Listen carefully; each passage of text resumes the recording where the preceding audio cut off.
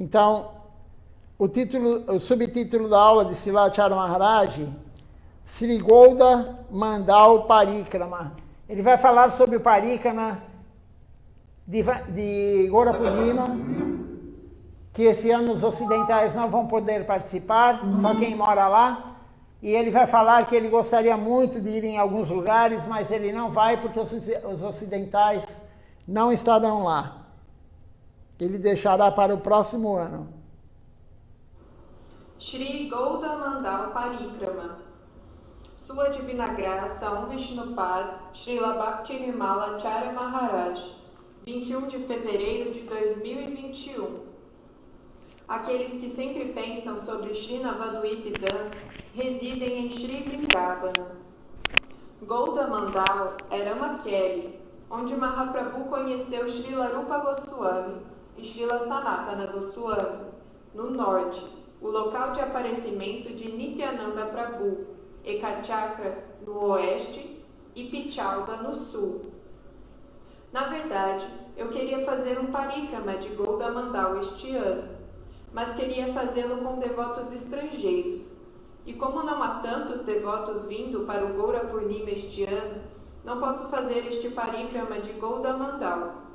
Eu também ia alugar um navio e ir de Navadvip para Ganga Sagar, mas decidi adiar até o próximo ano, porque os devotos estrangeiros não podem vir e se juntar a ele neste ano.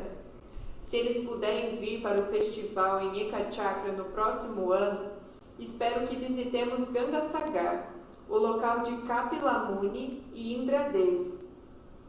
Quando estive na Rússia e no México, fui com alguns devotos em uma lancha. Não havia muitos devotos conosco naquela época, mas eu quero fazer um passeio de barco com 200 a 300 devotos em um grande navio de 2 convéses. Mahaprabhu também viajou de barco. Ele foi a Kauna com Nityananda Prabhu e ele próprio remou no barco. Eu vi uma parte daquele remo de madeira que Mahaprabhu usava. Ele ainda é mantido em Kauna, a casa de Gauri Das Pandit. Kauna fica a cerca de 30 quilômetros de Navadvip. Temos um templo, o Ashram das Mulheres, nas proximidades. É um lugar muito bom. Venha antes do festival de Ekachakra e depois de Ekachakra iremos para Ganga Sagar, o oceano. Alugaremos um barco em Navadvip com quartos grandes, banheiros. Você pode até obter um banheiro anexo. Faremos uma boa prachada, kirtan.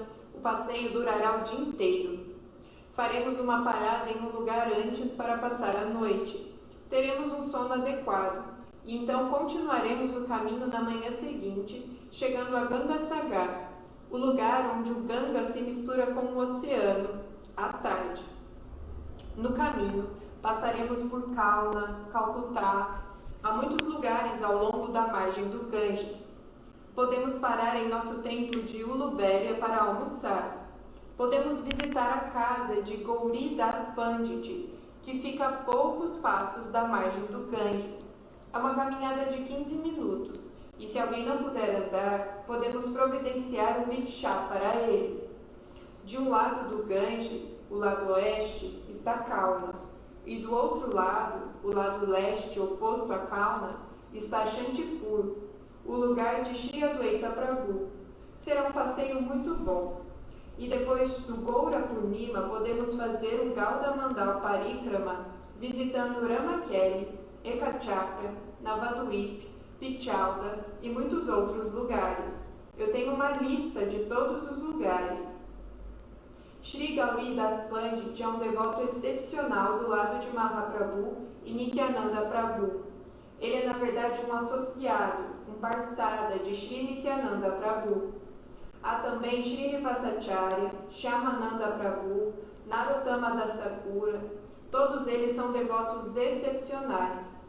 Existem lugares de Shri Ramachandra Kaviraj, Srila Vrindavana Das Thakura, o local de nascimento de Srila Krishna Das Kaviraj Goswami.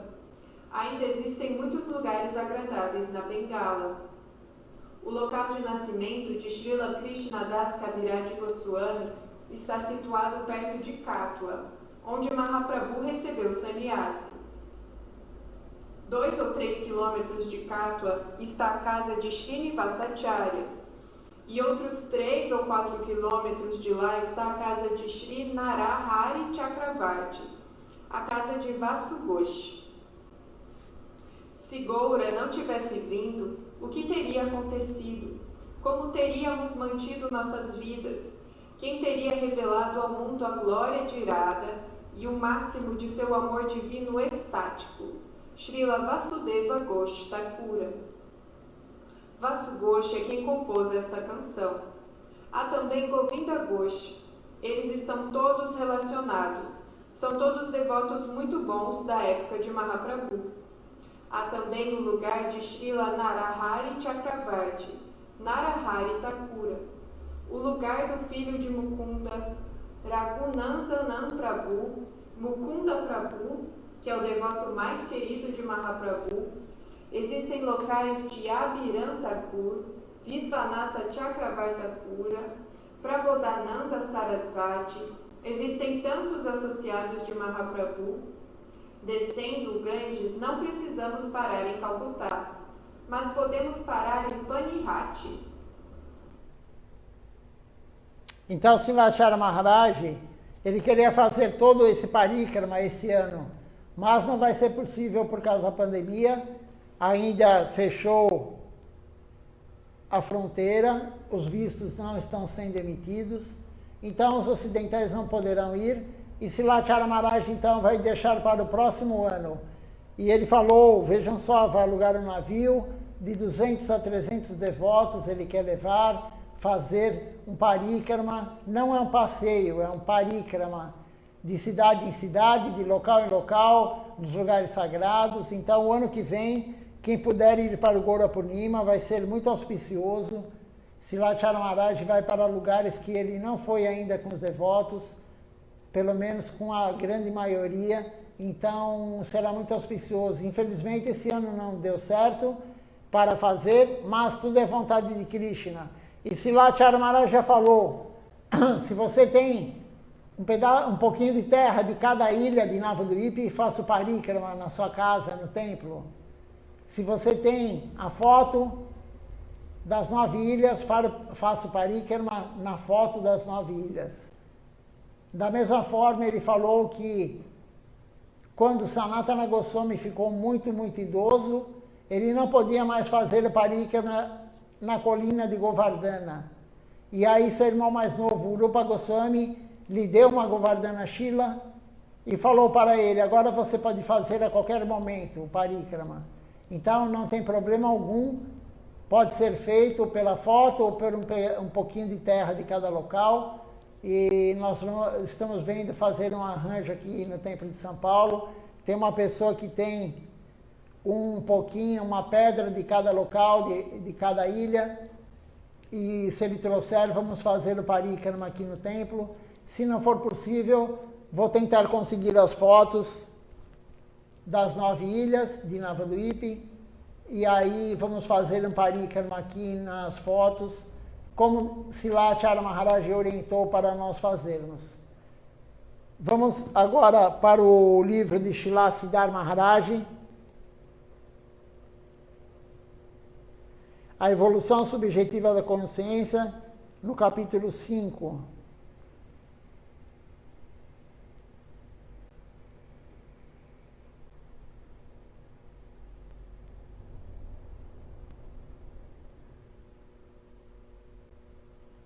Capítulo 5. Um mundo de experiências flutuantes. Existem muitas escolas de filósofos ateus. Chavarka Muni foi o filósofo ateu mais famoso da Índia.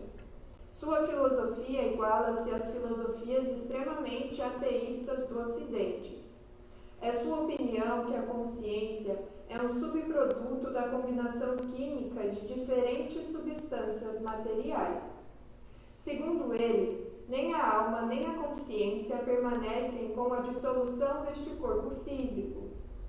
Permanece apenas a combinação física dos diversos elementos do corpo. Assim como a combinação física dos diversos elementos químicos produz algo mais do que os próprios elementos químicos, Também a combinação física dos diversos elementos materiais produz a consciência. Com a dissolução deste corpo carnal, nada sobra. No Ocidente, Epicuro foi o primeiro a propor esta filosofia. A seguir, encontramos o budismo. Os budistas dizem que no momento da dissolução do corpo físico, o corpo sutil, o sistema mental, obterá outro nascimento. Os budistas admitem a transmigração de um corpo a outro, ou a reencarnação. Segundo eles, ainda que este corpo pode desaparecer, temos de entrar em outro corpo de acordo com o nosso karma. Se nos esforçarmos de uma maneira correta, então o corpo sutil, o sistema mental, dissolve-se e nada mais sobra. Segundo os budistas, a alma não existe. Shankaracharya. Então, Siddhartha Maharaj está explicando filosofia por filosofia. Na verdade, ele começou falando do ateísta. O ateísta, ele citou o nome de um ateísta famoso na Índia e ele fala que o ateísmo do Ocidente também é igual. Então, eles falam que quando acabar o corpo material, constituído de elementos químicos, carbono, nitrogênio, oxigênio, todos os componentes químicos que é composto o corpo humano, as células, quando acabar isso, acabará tudo, a consciência, a alma. Isso é o ateísta.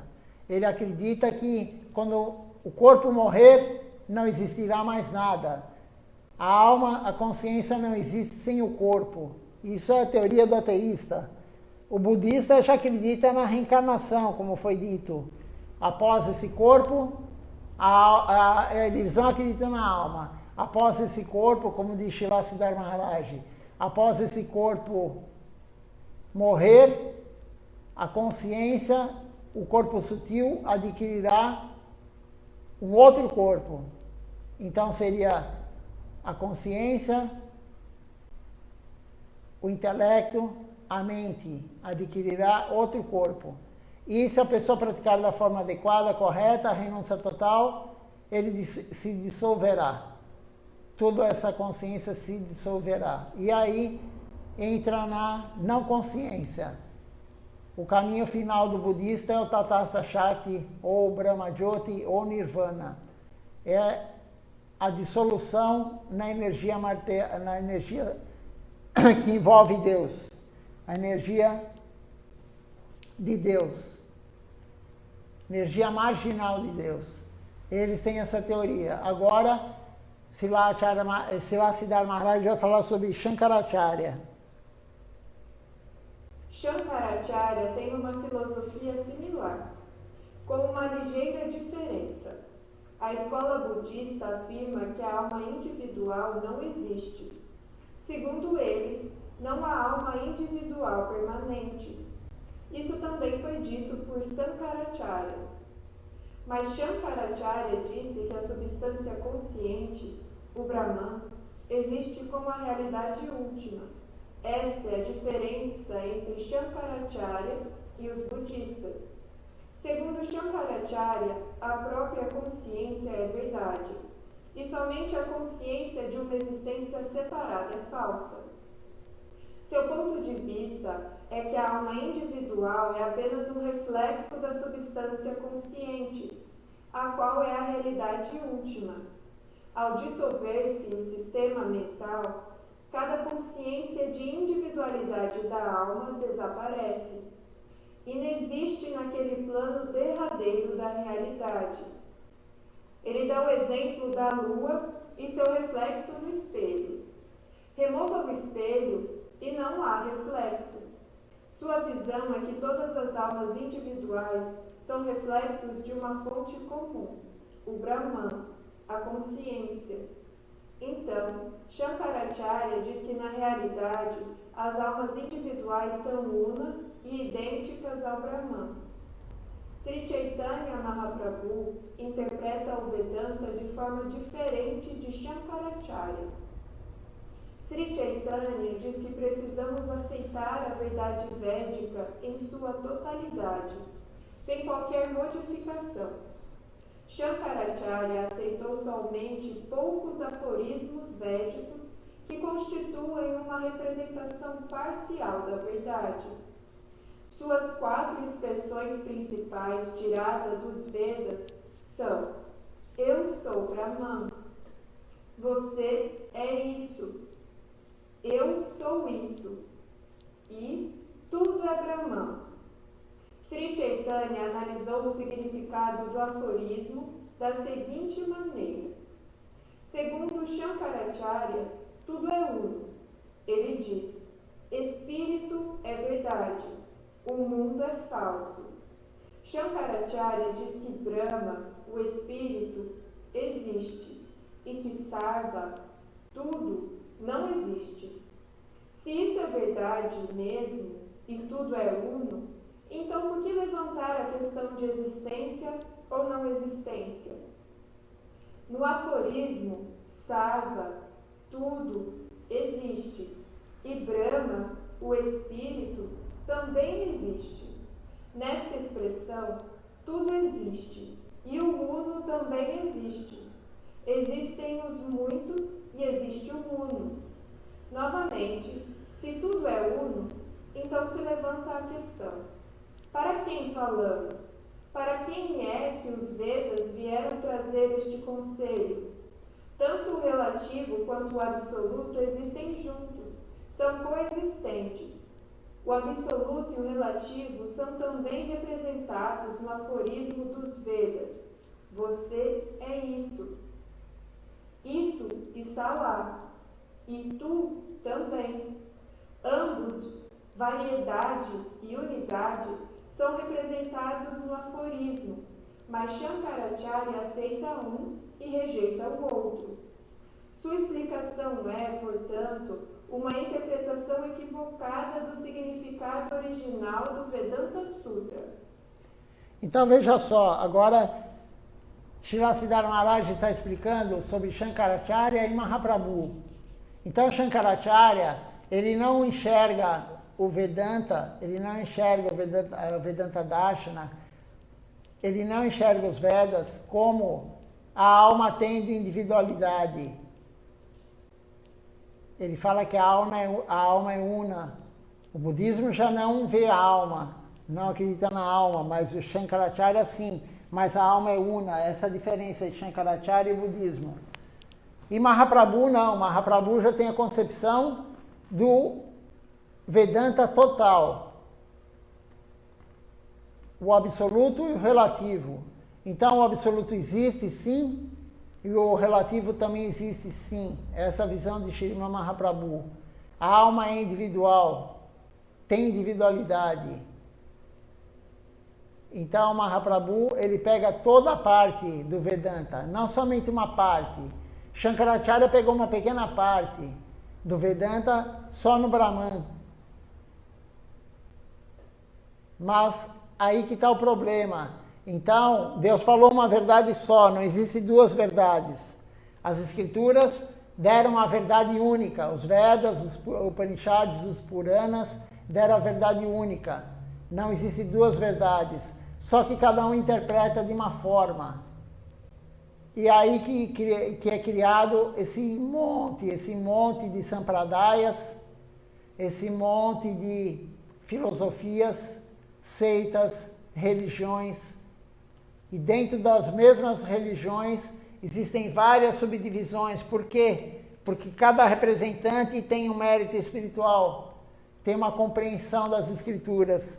Então, por isso fica esse universo gigante de vários e vários ramos de cada religião e várias religiões. Mas, como disse Srila Siddhara Maharaj anteriormente, ele fala, qual a concepção mais profunda do que Mahaprabhu? A concepção mais profunda que existe é a concepção de Srimad Mahaprabhu. Não existe uma concepção, uma interpretação dos Vedas, a verdade mais absoluta do que Srimad Mahaprabhu vem nos dar.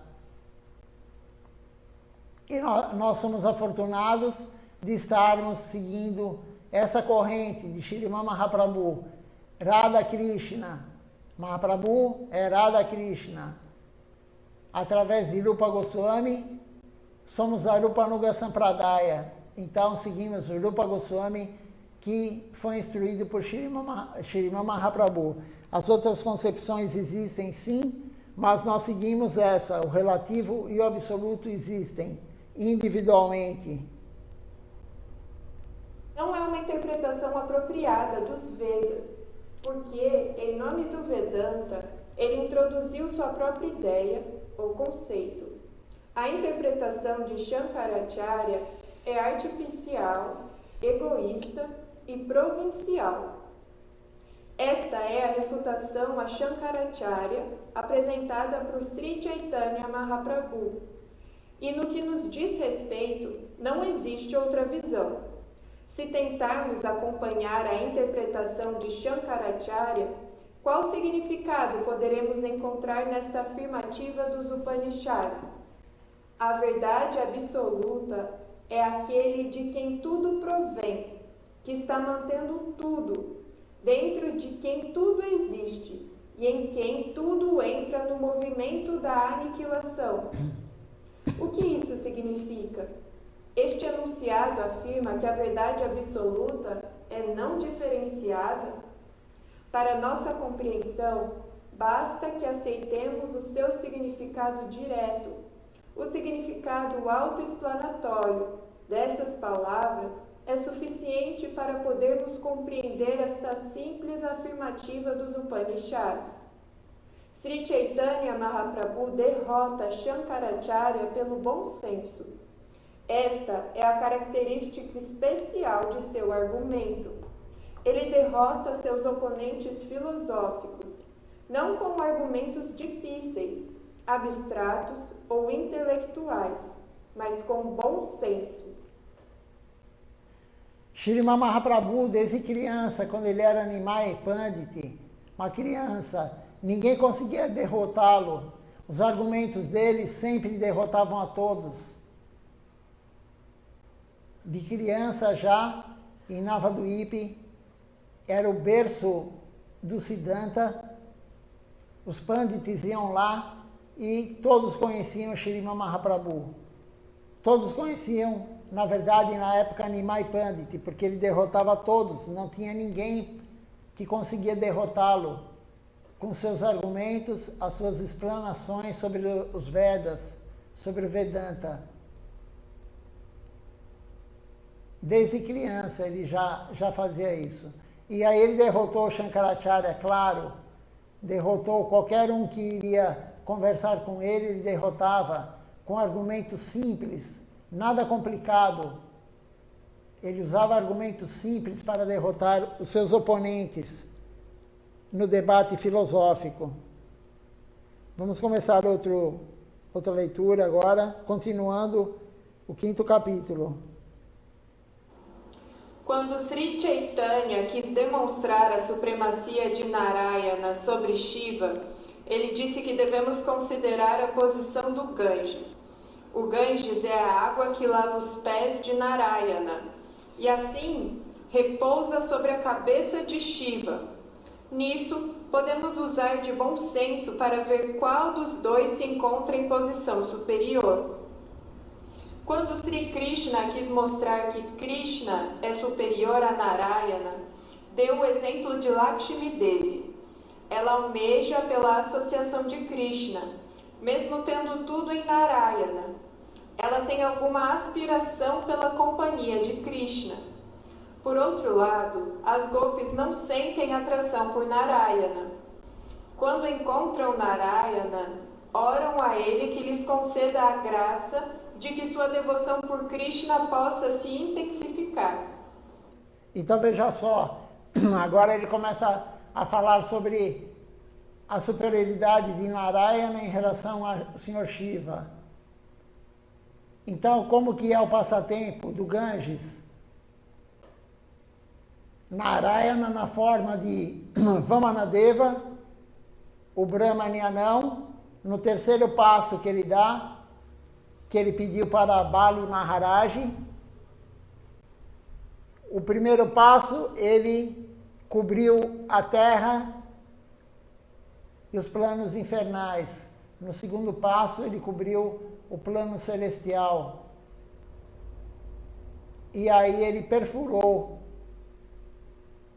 a divisão entre o mundo material e o mundo transcendental. E aí daí vem o Ganges, do rio Viraja.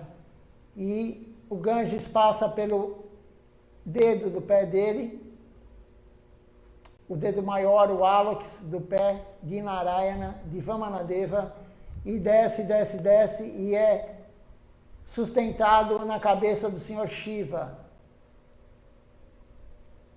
Isso mostra a superioridade de Narayana em relação ao Senhor Shiva. Sadashiva Gangadharaju é o termo. Nós adoramos, se lá Govinda Maharaj, temos um templo em Koladwipi, tem adoração lá, Sadashiva Gangadharaju, todo dia. O Senhor Shiva que apoia, que ele sustenta a água do Ganges para não destruir a terra. Então, quando fazemos o puja no altar, por exemplo, os Vishnu Tattvas, como aqui no Templo de São Paulo, Mahaprabhu e Sri Giriraj. A flor é oferecida nos pés de Mahaprabhu, a praçada de Srimad Mahaprabhu vai para Sri Giriraj, também nos pés, e depois de Sri Giriraj para todo o resto, para Tulasi Devi, para os gurus do Parampara, para todos os outros, vai para a cabeça. Então, dos pés do superior, vai para a cabeça, da cabeça do superior, vai para... Me confundi. Dos pés do superior, vai para a cabeça do inferior. Então, isso é uma prova que o Senhor Narayana é superior ao Senhor Vishnu. E Krishna é superior a Narayana. Como? Porque Lakshmi Devi, ela pretende o Senhor Krishna. As gopis, quando encontram o Senhor Narayana, como diz aqui Srila Siddhar Maharaj, elas pedem para ter mais associação com Krishna. Então, isso prova que Krishna é superior a Narayana, ao Senhor Narayana, e o Senhor Narayana é superior ao Senhor Shiva.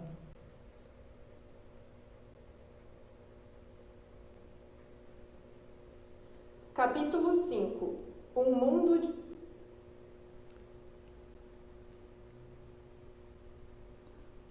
Sair do lugar aqui, vamos tentar ir para o mesmo lugar.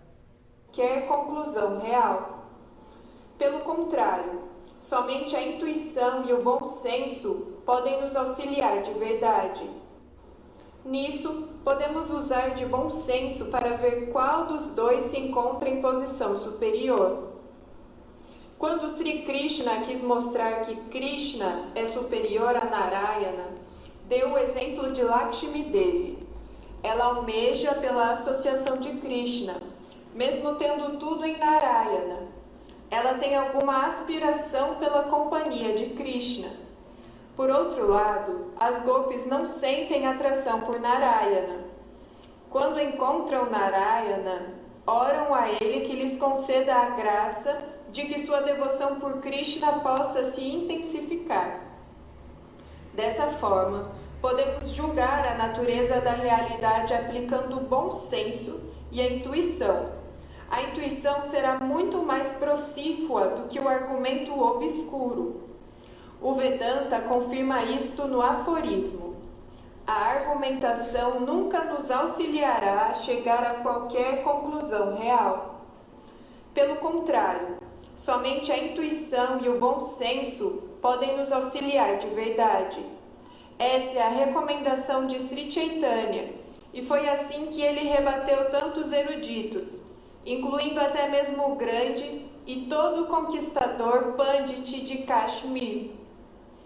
Pergunta: os budistas dizem que depois de transcender a experiência sensorial, encontraremos que, por trás de tudo, inexiste qualquer fundação para a vida. Descobriremos que não há nada por lá, a não ser o vazio. Segundo seus ensinamentos, depois de removermos nossa experiência, não há alma, nem nenhuma base para a existência. Como é que os acharyas Vaishnavas lidam com o budismo? Srila Sridhar Maharaj.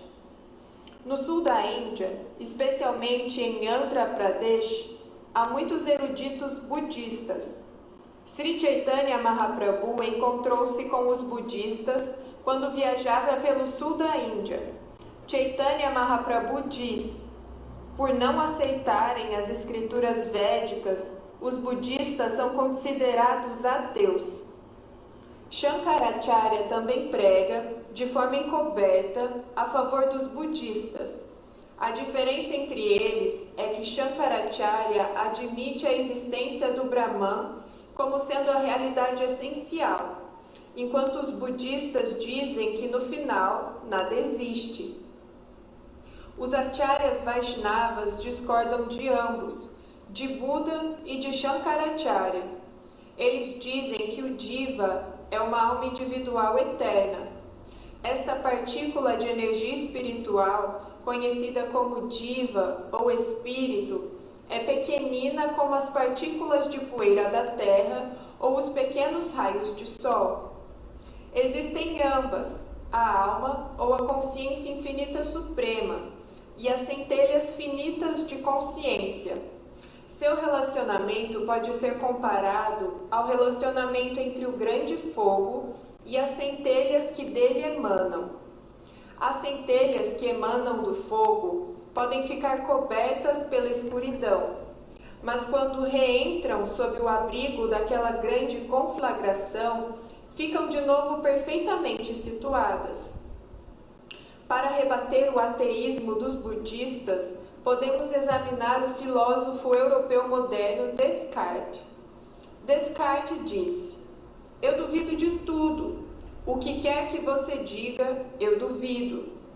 Então Descartes disse que a questão que surge em seguida é: quem duvida existe, verdade ou falsidade? Você tem de começar sua busca de verdade deste ponto. Quem sou eu? Diante de toda e qualquer verdade relatada, de qualquer ideia expressa, pode-se dizer: eu me oponho a essa afirmativa, eu a questiono. Aí surgirá a pergunta se aquele que duvida existe ou inexiste.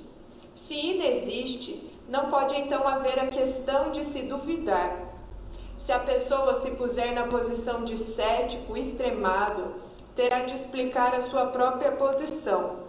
Ele poderá afirmar: o que quer que você tenha dito, eu duvido. Mas ele terá de discernir se ele mesmo existe de fato ou não.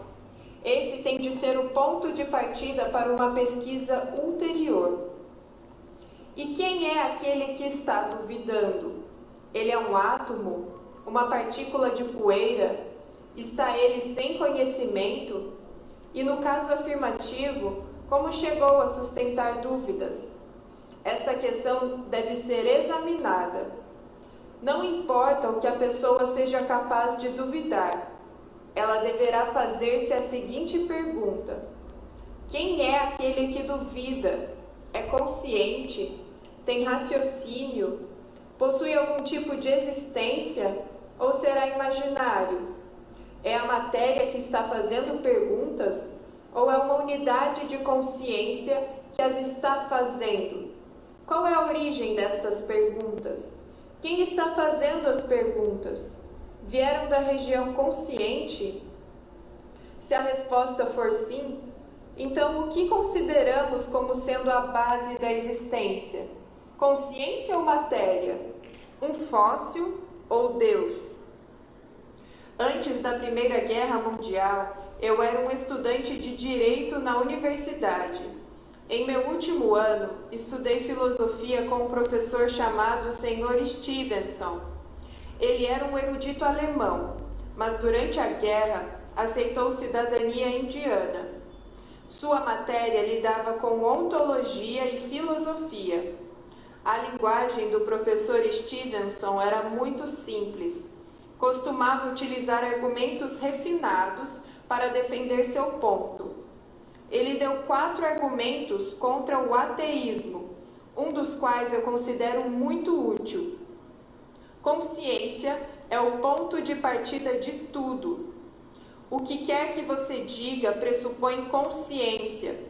Qualquer afirmativa pressupõe consciência.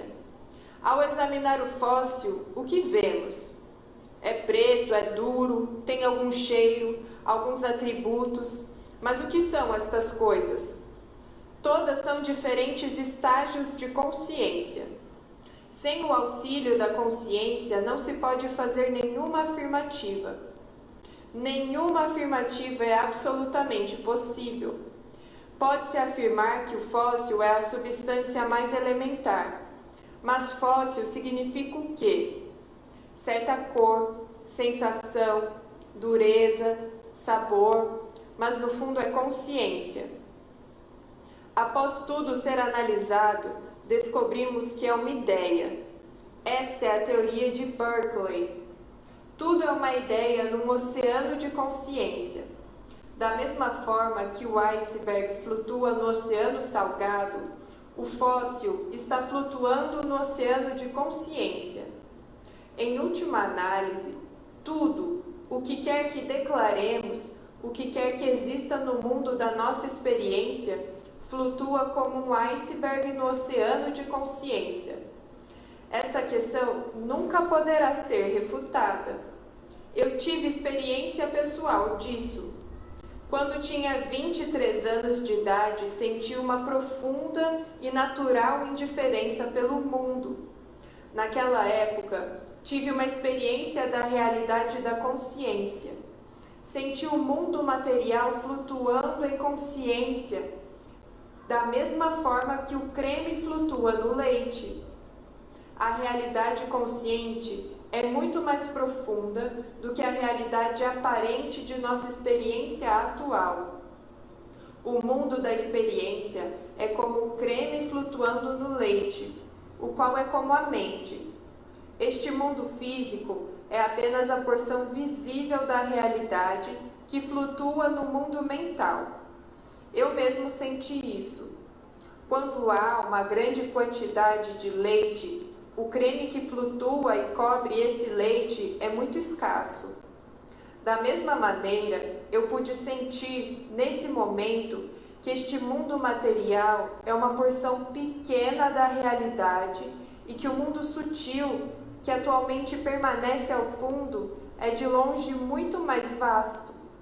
O mundo mental é uma realidade ampla e vasta, e o mundo físico é uma pequena cobertura sobre o mundo mental. O que quer que possa ser percebido pelo olho, o ouvido, a língua, o nariz, a pele, qualquer dos sentidos externos, é apenas uma cobertura da realidade. No Srimad Bhagavatam, Prahlada Maharaj diz: estamos muito preocupados com a cobertura da realidade. Estamos devotando nossas mentes à cobertura externa, mas não mergulhamos nas profundezas da substância eterna. Se apenas mergulhássemos ao fundo da realidade, lá encontraríamos... Então aqui, Srila Siddhartha Maharaj está falando, respondendo a pergunta de um dos cientistas, e ele fala como que o átomo, como que a matéria vai questionar. Se não tiver consciência, não há questionamento. A consciência questiona, não o átomo, não é a matéria que questiona. E como ele fala, e aí ele comenta de Prahlada Maharaj também, que os sentidos, os 5 sentidos, são a cobertura da realidade. Não é a realidade é a alma. Os sentidos não é a realidade. E nós estamos encobertos. A alma está encoberta pelos sentidos, pelo corpo e pelos sentidos. O tempo todo estamos focados nos sentidos. Mas a realidade não é essa. O mundo é real, como diz Srila Siddhartha Maharaj no capítulo 4. O mundo é real mas o mundo material é real, mas é ilusório. Então, acharmos que o sentido é a realidade, é uma realidade ilusória. A realidade real não é os sentidos, muito menos o desfrute dos sentidos. O que percebemos é ilusório. A realidade é a alma. Mas como que a alma vai perceber as coisas se estamos no mundo da realidade ilusória? A alma só irá perceber as coisas, só irá enxergar as coisas com o olho da alma, não com o olho material, com a limpeza dela. Hoje ela está suja. Então hoje o que vemos, o que sentimos é a superfície que cobre a alma. São sentidos, mas a realidade não é. A realidade é a alma. Mas a alma está suja, totalmente iludida, um mundo ilusório. É o real e ilusório. Então achamos que a felicidade virá com o desfrute dos sentidos. Colocamos toda a nossa energia colocamos em atividades materiais para o corpo o tempo todo. Isso daí o que é? A realidade ilusória. E sempre temos argumentos, sempre existe argumento, sempre existe uma desculpa. Ah, mas eu estou nesse corpo, eu tenho que trabalhar, eu tenho que fazer isso, eu tenho que sustentar a casa, eu tenho que trabalhar 12 horas por dia, eu tenho que fazer isso, eu tenho que fazer aquilo. Isso tudo é desculpa. Temos que trabalhar, a maioria tem que trabalhar materialmente, mas como diz Shilachar Maharaj, temos que deixar um espaço no coração para o Guru, para Deus. Senão vamos abandonar o corpo na realidade ilusória. Vivemos na ilusão durante 80, 100 anos, 60 anos, o que cada um for viver nesse corpo. Então, Shilachar Maharaj fala, se você viver 100 anos sem servir Deus, você viveu 100 anos em vão. Você adquiriu esse corpo humano em vão. Não serviu para nada esse corpo humano. A oportunidade que Krishna deu de nós encarnarmos no corpo humano não teve validade alguma. Se ficarmos a vida inteira achando que a realidade é a realidade ilusória. Então o Guru está falando isso. Srila Siddhar Maharaj está falando isso. Srila Govinda Maharaj falou isso. Shilachara Maharaj está falando isso. Todos eles, Srila Bhaktisiddhanta, ontem lemos sobre a vida de Srila Bhaktisiddhanta. Amanhã vou ler um trecho de Srila Bhaktisiddhanta, se chama Srila Bhaktisiddhanta Vani. Vamos ler amanhã. É um texto forte, bem forte, mas é a realidade, não é a ilusão. O ilusório, às vezes, é muito palatável. Todo mundo gosta de escutar a ilusão. Todo mundo gosta de escutar que se você fizer o mínimo possível, você vai ter o máximo de Deus. Se você fizer o mínimo do mínimo do mínimo, você alcançará Deus na próxima vida ou nessa vida. Isso é ilusório, é a realidade ilusória. Srila Bhaktisiddhanta, amanhã, como eu falei, vamos ler e vamos ver o que é real. O que é a realidade mesmo da alma. E somente o Guru genuíno pode dar essa realidade para nós. É isso que ele vai falar amanhã. Vamos ler amanhã. Vamos terminar esse pedacinho da leitura. Se alguém tiver alguma pergunta, pode fazer. Da realidade, lá encontraríamos Vishnu. A substância mais pacífica está dentro, mas se encontra coberta, como o leite pelo creme. E damos muita importância a essa cobertura. A verdadeira substância está dentro, igual a fruta que está coberta pela casca. O que experimentamos atualmente é a cobertura, a casca, e estamos fazendo um grande caso disso, ignorando a própria substância que está protegida pela cobertura. O passo primário em busca da verdade é penetrar a cobertura e encontrar o conhecedor interno, e então começar a nossa análise. O que ele é? É um átomo como uma partícula atômica de poeira? Ou será ele um átomo fantástico no plano consciente? Inicialmente, temos de nos aproximar dessa forma da realidade. Existe o conhecedor e o conhecido, o inquiridor e o inquirido. Então nós temos que ir atrás da substância, não da superfície, da cobertura. E aí Srila Siddhar Maharaj deu exemplo do leite e do creme que fica por cima, cobrindo o leite.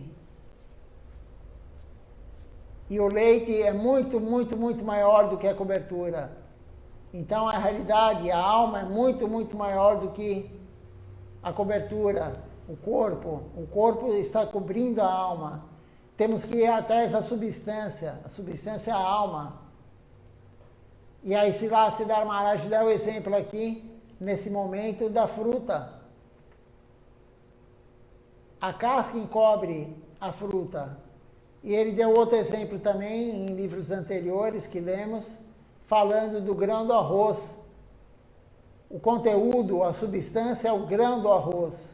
A casca do arroz é a cobertura. E a cobertura são os sentidos para nós. Os sentidos são a cobertura. E nós damos toda a ênfase à cobertura, que não significa nada. O que é uma casca de arroz? Quem já viu a casca do arroz? Quem já viu o arroz? A maioria, creio que nunca viu um arroz com casca. Mas a casca do arroz é muito, muito, muito fininha. É como uma folha de seda, muito fina. Então, o grão do arroz é muito maior do que a casca. E o grão do arroz é a essência. A casca é a superfície. Temos que dar a ênfase, o foco, à essência, não à casca. E nós ficamos o tempo todo correndo atrás do desfrute dos sentidos. O tempo todo correndo atrás de ter uma vida confortável. Vida confortável não é sinônimo de espiritualidade. Veja só na Índia, a austeridade que existe na Índia. Não na Índia, a Índia mundana, mas a Índia de templo, a Índia Shilachara Maharaj, a austeridade que existe lá. Vai ver se Shilachara Maharaj tem um ar-condicionado no seu quarto. Vai ver se Shilachara Maharaj tem um carro com ar-condicionado, um carro novo, todo conforto. Não, é austeridade. Ele vai de um lugar para o outro, pregar de vila em vila, caminha de uma casa para outra, de um moinho para outro, beneficiador de arroz, de uma fazenda a outra, coletando batata, de casa em casa pregando.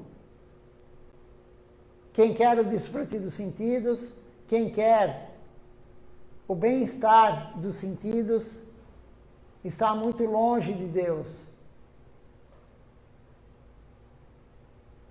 Por isso, Shilachara Maharaj já falou em aulas anteriores, é pesado isso, poucos entendem isso.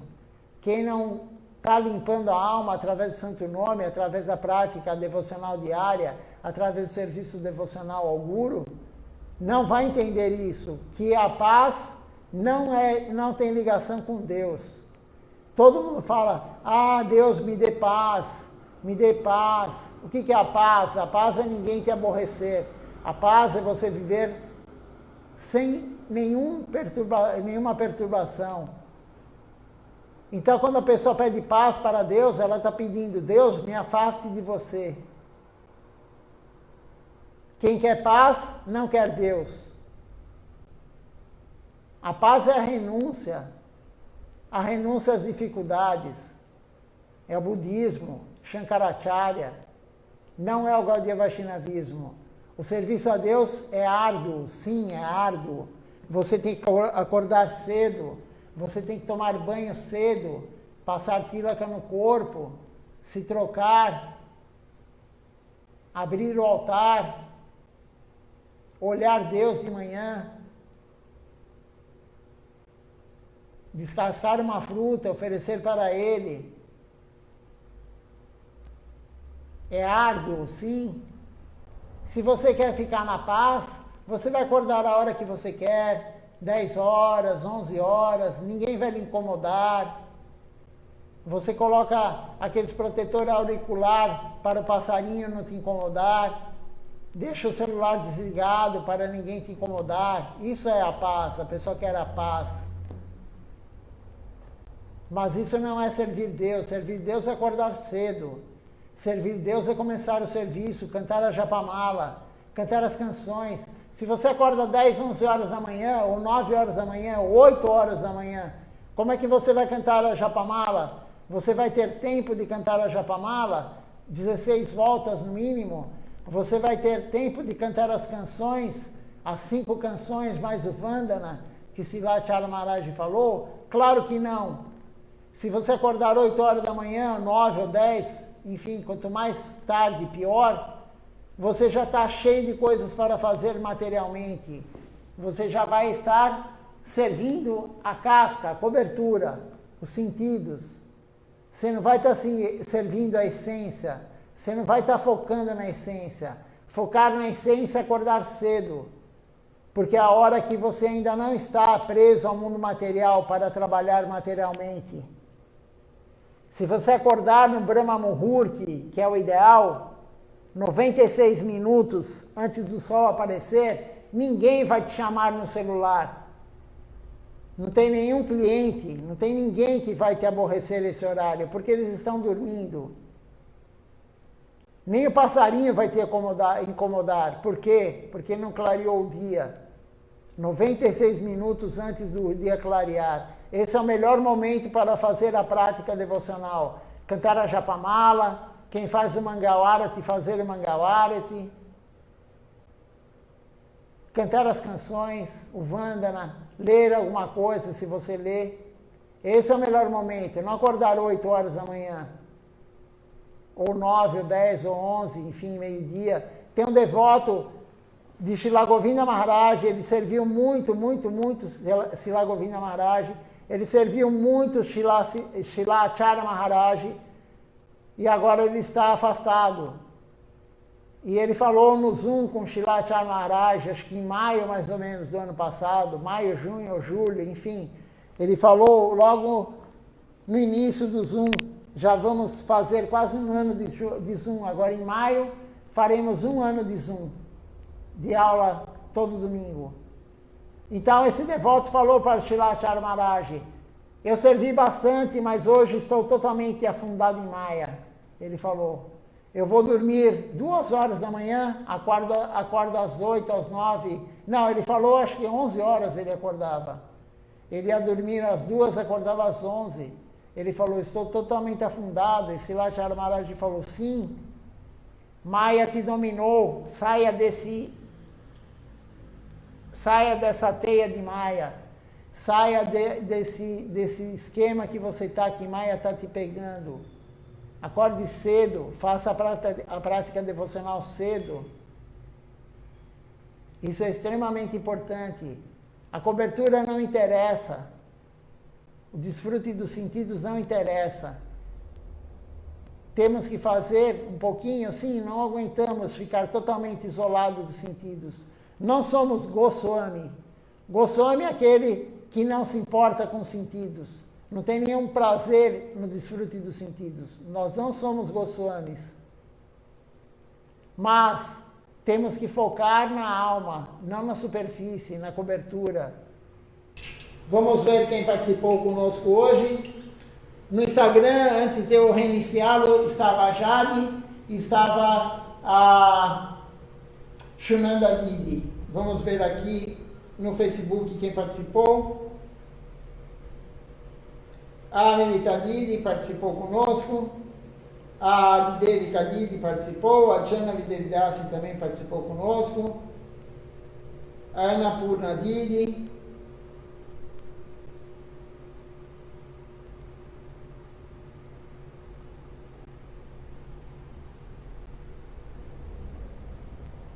creio que foram só esses que participaram hoje. Amanhã, então, não perca, como eu falei, vamos ler, é um pequeno trecho, Srila Bhakti Siddhanta Vani. Foi escrito por Srila Bhaktisiddhanta Sarasvati Thakur Prabhupada. Muito importante nós vermos que sem o Guru, sem ser fiel ao Guru, podemos fazer os 64 tipos de processo devocional que não terá nenhum efeito. Podemos fazer os 64 Bhakti-yangas, 64 processos devocionais, não terá nenhum efeito. Será somente para a satisfação de nós mesmos. Vamos amanhã comentar bastante sobre isso. Uma boa noite a todos, Dandavati Pranam. Até amanhã às 19 horas.